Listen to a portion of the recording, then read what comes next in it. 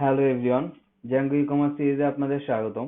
Previous ভিডিওতে আমরা add to coupon নিয়ে কাজ করছিলাম। তো আমরা যদি এখন আমাদের কার্টে যাই, দেখেন এখানে কিন্তু আমাদের কোনো আইটেমস নাই। তো আমরা যদি একটা আইটেম অ্যাড করে নিই, তাহলে আমরা সেই আইটেমে অ্যাকচুয়ালি একটা কুপনও অ্যাড করে কিছুটা বোনাস পেতে পারবো। এখান থেকে কিন্তু আমি একটা কুপনও অ্যাড করতে পারবো। ওকে, তো আজকে আমাদের কাজ করার কথা ছিল হচ্ছে অথেন্টিকেশন নিয়ে। তো অথেন্টিকেশন নিয়ে কাজ করার আগে আমি অ্যাকচুয়ালি এই অ্যাড টু কুপন আরো কিছু ফাংশনালিটি অ্যাড করবো এবং আমি একটা বাগ ফিক্স করবো।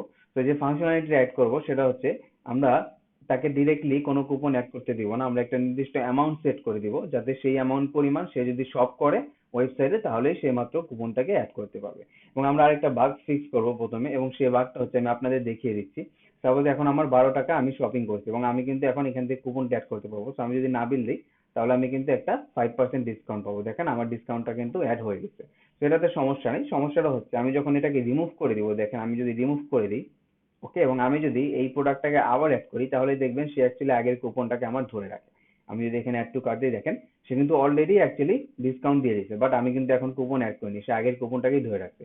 তো এটা আমার করা যাবে না। আমরা যেটা করবো, এটা যখন আমার রিমুভ হয়ে যাবে অ্যাকচুয়ালি কার্ডটা, তখন যাতে আমার কুপনটাও রিমুভ হয়ে যাবে এবং আবার অ্যাড করার সময় নতুন করে অ্যাড হয়। ওকে, সেটা করার জন্য আমরা সর্বপ্রথম ভিএস করে চলে যাচ্ছি। ওকে, এবং আমার সার্ভারটা রান করা আছে দেখেন। সো আমি যেটা করবো, এখান থেকে এটাকে ম্যাক্সিমাইজ করে আমি ভিএস করে গিয়ে জাস্ট কনটেক্সট প্রসেসরে কিছুটা কাজ করে নেবো সর্বপ্রথম, তাহলে আমার অলমোস্ট কাজটা হয়ে যাবে। তো আমরা যেটা করবো, দেখেন এখান থেকে এই কার্ডটাকে ধরে নিচ্ছি। সো কার্ট ইকুয়াল টু, যেটা হয়ে যাবে হচ্ছে আমার কার্টের রিকোয়েস্টটা,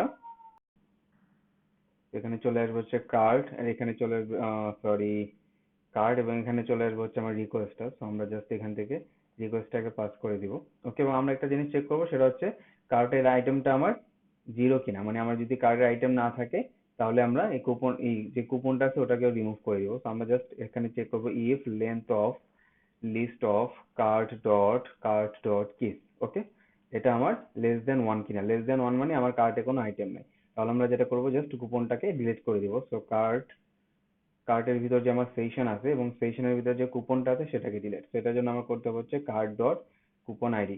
ওকে, এটাকে আমরা ডিলিট করে দেবো। সেটাকে আমরা ট্রাই কেটে নিয়ে যেতে পারি। সো ট্রাই, এবং এটাকে আমরা অ্যাকসেপ্ট করে দেবো। সো অ্যাকসেপ্ট, জাস্ট আমি এখান থেকে পাঁচটা দিয়ে দিব। ওকে,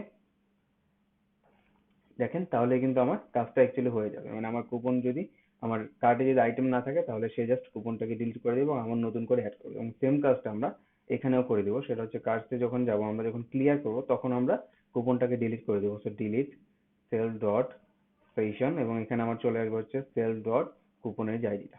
ওকে, এটাকে আমরা জাস্ট করে দিব। এখন যদি আমরা যাই, দেখবেন সে কিন্তু আমার কাজটা করে ফেলবে। তো আমি যদি জাস্ট এখান থেকে এটাকে রিফ্রেশ দিই, ওকে, এবং আমি যদি এটাকে রিমুভ করে দিই এবং আমি যদি আবার অ্যাড করি, দেখবেন সে আমাকে কুপনটাকে অ্যাড দিবে না অটোমেটিক। তো আমি যদি অ্যাড টু কার্ট দিই, দেখেন সে কিন্তু আমাকে অরিজিনাল অ্যামাউন্টটা দিয়ে দিচ্ছে। সেম আমি যদি আরো একটা প্রোডাক্ট এখান থেকে অ্যাড দিই, এটাকে যদি আমি অ্যাড দিই, দেখেন সে কিন্তু আমার অরিজিনাল অ্যামাউন্টটাই দিচ্ছে। দেখেন এখানে আমার 21 টাকা চলে আসছে এবং আমি কিন্তু কুপনটাকে এখান থেকে আবার অ্যাড করতে পারবো এবং আমার কিন্তু ডিসকাউন্টটাও চলে আসছে। তো আমার কাজটা কিন্তু এখন হয়ে যাচ্ছে। ওকে, এখন আমি যেটা করবো, আমি নতুন একটা ফাংশনালিটি অ্যাড করবো। সেটা হচ্ছে, আমার একটা কুপন অ্যাড করার জন্য একটা নির্দিষ্ট কাস্টমারকে নির্দিষ্ট অ্যামাউন্ট কিনতে হবে, তাহলে আমরা কুপনটাকে অ্যাড করতে দিব। ওকে, কারণ দেখা যায় অনেক ক্ষেত্রে সে হয়তো 2 টাকা কেনাকাটা করছে, এখন আপনি যদি 50% ডিসকাউন্ট দিয়ে দেন, তাহলে তো তার 1 টাকা হয়ে যাচ্ছে। তো এরকম ভাবে আমরা করতে দিব না। আমরা একটা নির্দিষ্ট অ্যামাউন্ট সেট করে দিব, সেই অ্যামাউন্ট সেট করলেই সে মাত্র কুপনটাকে ইউজ করতে পারবে। সেটার জন্য আমি সর্বপ্রথম একটা মডেলে ফিল্ড অ্যাড করে নিব, যাতে আমরা অ্যামাউন্টটাকে ট্র্যাক করতে পারি, যে কত অ্যামাউন্ট কিনলে অ্যাকচুয়ালি সে কুপনটাকে পাবে। তো এখানে আমরা এটাকে বলে দিতে পারি required. So required amount to use coupon আমরা বলে দিতে পারি। তো এটাকে আমরা মডেলস ডট, আমরা পজিটিভ বিগ ইন্টিজার ফিল্ড নিয়ে আসবো। ওকে, আচ্ছা, তো আমি জাস্ট আমার মাইগ্রেশনটাকে চালিয়ে নিচ্ছি।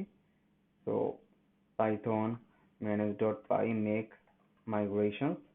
ওকে, এবং আমি একটা ডিফল্ট ভ্যালু সেট করে দিচ্ছি এবং আমি এটাকে আপাতত 100 বলে দিতে পারি, এবং পাইথন ম্যানেজ ডট পাই মাইগ্রেট। ওকে, এবং আমি আমার সার্ভারটাকে আবার রান করে নেব এবং আমি একটা জাস্ট এখানে কন্ডিশন দিয়ে দেবো যখন সে কুপনটাকে অ্যাড করতে যাবে। তো আমরা যেটা করবো, ভিউতে চলে যাব এবং আমাদের যে অ্যাড টু কুপনটা ছিল, এখানে বিভিন্ন রকম কন্ডিশন ছিল। তো আমাদের আরো একটা কন্ডিশন চলে আসবে, সেটা হচ্ছে ইফ, আমরা যেটা করব, cart dot total. Okay, if cart dot total is less than আমার যে কুপনের অ্যামাউন্টটা। তো coupon dot required amount to use coupon. আচ্ছা, এখানে আমার একটা টাইপো হয়ে গেছে, টাইপোটাকে ফিক্স করে নিচ্ছি। তো আমি আগে এখানে মডেলসে যাব, এখানে অ্যাকচুয়ালি কুপন আমার কুপন হয়ে যাবে। তো এটাকে আমি আরেকবার মাইগ্রেশন দিয়ে দিচ্ছি। তো make migrations, yes and migrate, and সার্ভারটাকে আমি রান করে নিচ্ছি। ওকে, এবং এখানে আমি জাস্ট এই কন্ডিশনটা দিয়ে দিব, যদি আমার কুপনের অ্যামাউন্টটা কম হয় এটার চেয়ে, তাহলে আমি তাকে কুপনটাকে ইউজ করতে দিব না। তো এখান থেকে আমরা জাস্ট তাকে একটা মেসেজ দিয়ে দিতে পারি এবং তাকে আমরা কার্ডে রিডিরেক্ট করে দেবো। সো আমি এটাকে কপি করে এখানে পেস্ট করে দিলাম এবং এখানে আমরা মেসেজটাকে জাস্ট চেঞ্জ করে দিচ্ছি। সো এটাকে আমরা এফ স্ট্রিং এ নিয়ে যেতে পারি। তো আমরা যেটা বলে দিব, you have to shop at at least, আমরা কুপনের অ্যামাউন্টটা তাকে দিয়ে দিতে পারি। তো coupon dot required amount to use this coupon code, আমরা জাস্ট তাকে এটা বলে দিতে পারি। ওকে, আচ্ছা। তো এখন যদি আমি আমার কার্টে এবং কুপনটাকে অ্যাড করতে চাই, দেখি সে আমাকে কি বলে। আমার যদি অলরেডি কুপন অ্যাড করা আছে, ডাজন্ট ম্যাটার, সমস্যা নেই। আমরা যেটা করতেছি, এখান থেকে আমরা এগুলোকে রিমুভ করে দিয়ে আমরা আরেকটা অ্যাড করে নিচ্ছি। তো আমরা এই প্রোডাক্টটাকে অ্যাড করে আমরা কুপনটাকে অ্যাড করবো। তো দেখেন এখন কিন্তু আমার জাস্ট 12 টাকা, বাট কুপন অ্যাড করার জন্য কি লাগবে, আমার 100 টাকা কেনাকাটা করা লাগবে। তো আমি যদি অ্যাড করতে চাই, দেখেন, okay, required amount to have coupon, আচ্ছা এখানে আমার মিস্টেক হয়ে গেছে, সেটা হচ্ছে এটাকে আমি চেঞ্জ করিনি। তো এটা আমার কুপন হয়ে যাবে, কুপন ইউজ কুপন হয়ে যাবে।